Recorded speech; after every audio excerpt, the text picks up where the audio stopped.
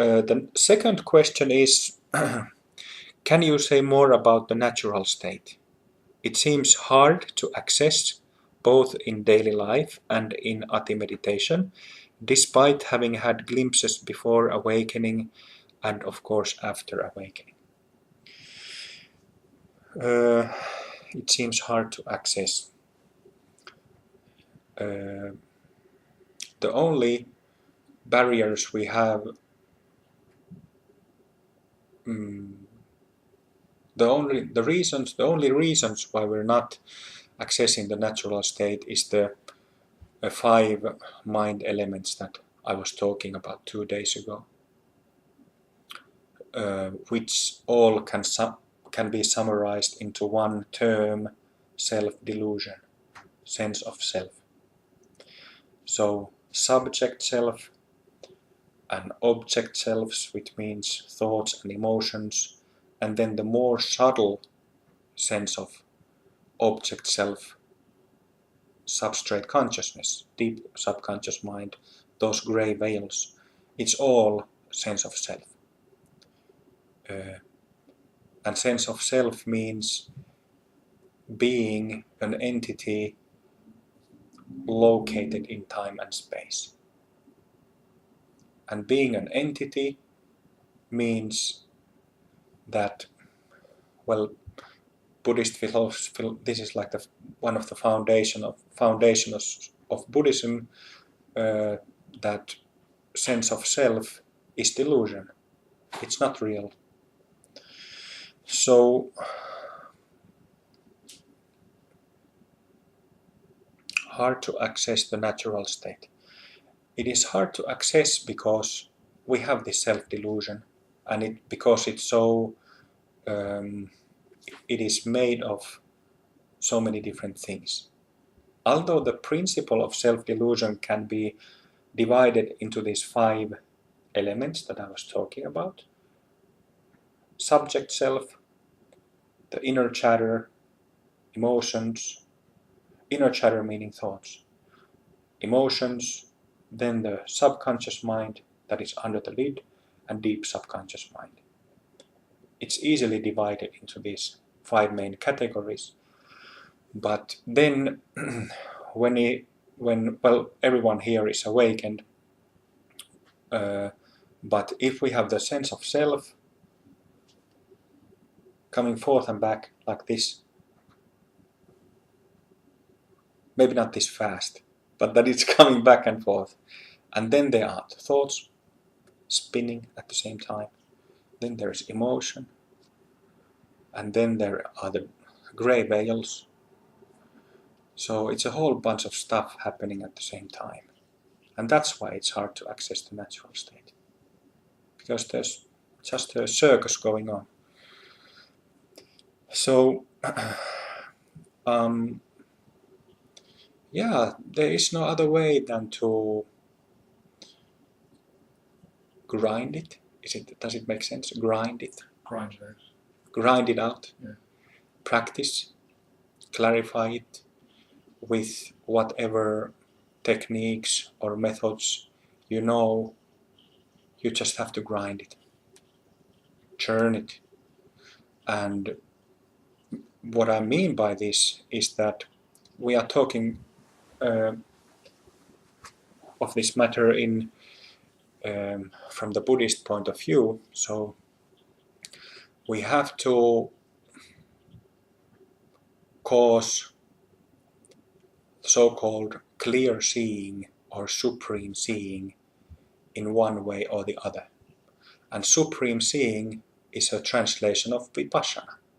Vipassana. Clear seeing, supreme seeing.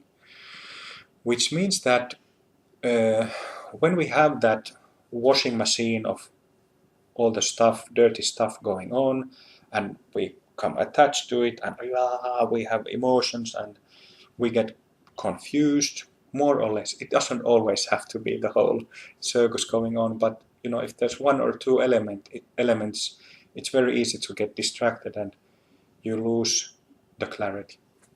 The clarity is lost. So I will talk about Vipassana more on this retreat, when we get to it in Vimalamitra Semjin, probably tomorrow, and if not tomorrow, then the day after. But whatever these elements are in the mind, whatever stuff we have, the only way to not get confused by them is to become and be aware of them.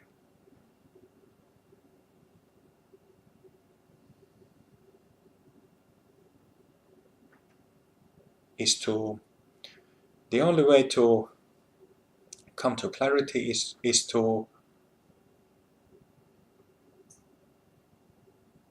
meet the ignorance.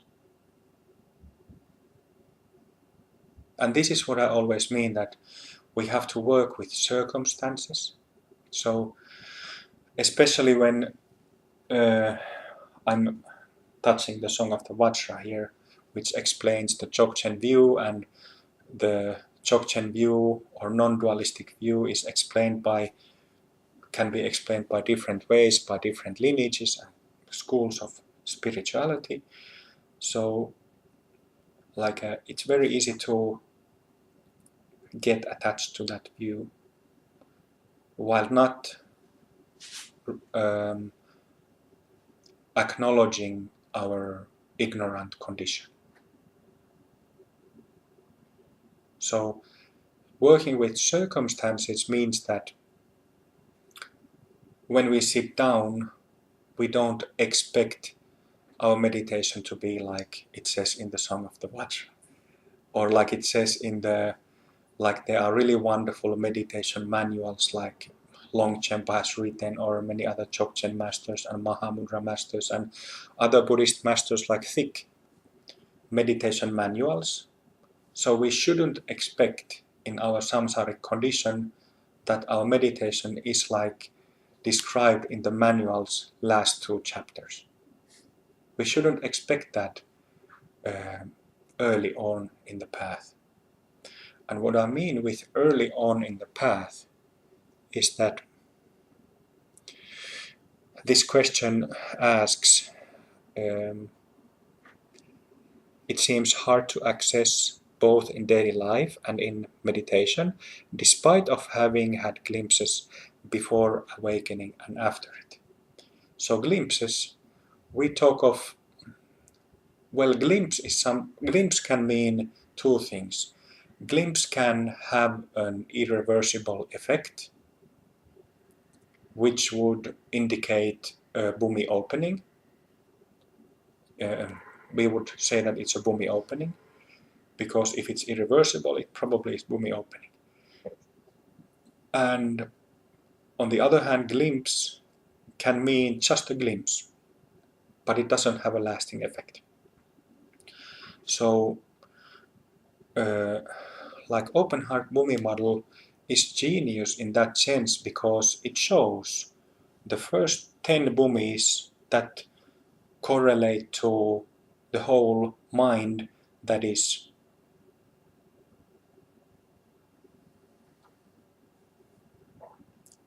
I always come up with the word stained, but it's not really you can get the meaning through that, but I would like to have more English vocabulary, I suppose.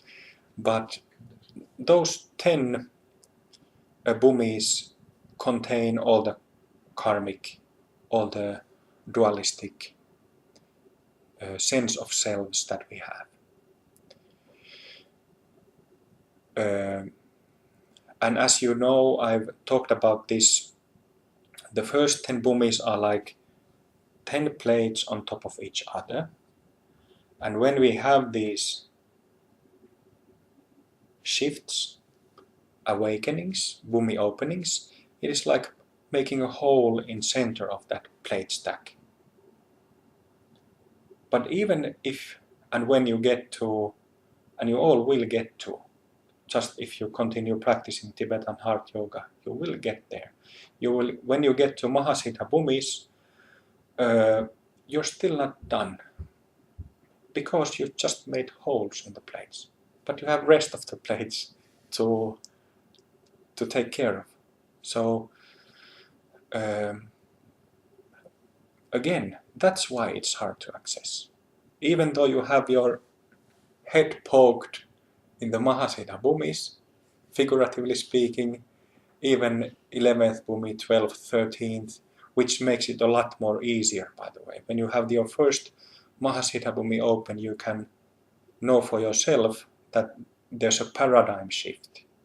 You don't anymore are mainly in the samsaric state, confused state, and then have a glimpse and then go back to the samsaric state.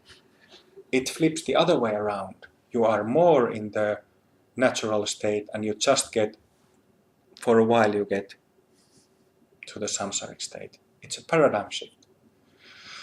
So, what was I saying? Yeah, so it's hard to access because let's think about this. If, for example, one has had like 4 proper awakenings, 4 proper bhumi openings that have lasting effect. So we have 4 of those plates open, a hole in the center. But then we have 6 on top of it that are not open, and we still have rest of those 4 plates. And even if the hole in the 4 is slightly, you have practiced some while, so it's slightly open, but you still have the rims, and you still have the 6 plates on top of it. So, like this is we should be realistic about this. I think that realistic about what is required for us to truly attain the natural state. And this has been emphasized by the Buddhist tradition and Dzogchen tradition a lot. There are some like a New Age, Neo-Advaita circles that put out the message that you have this one big pow, awakening or shift and then you're done. But that's not the case. I don't think there has been anybody in the history of the universe who has actually had it like that. And for a human being it wouldn't work, because if we go from a deluded state, like if we were completely screwed and ignorant in that broth of ignorance, and would all of a sudden somehow have this mega awakening and become Buddhas in an instant, our physical body couldn't take it. It would certainly, it would certainly not could handle it. That could be an idea for death meditation. Yeah. Yeah.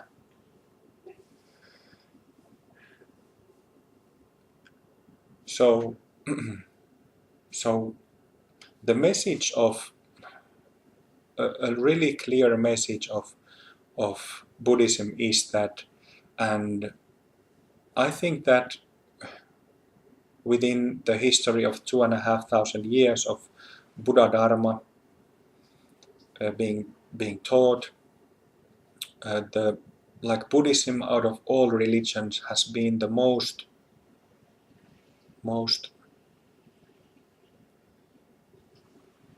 steady in producing Buddhas, because they emphasize practice and because they have good maps so that they don't get lost and misled. Okay, so the third one. Can you say more about karmic patterns and imprints? Why is it stored in the body-mind, and are these patterns and imprints the main obstacle to Rigpa? Yes, that was already explained. Thank you. Let's practice.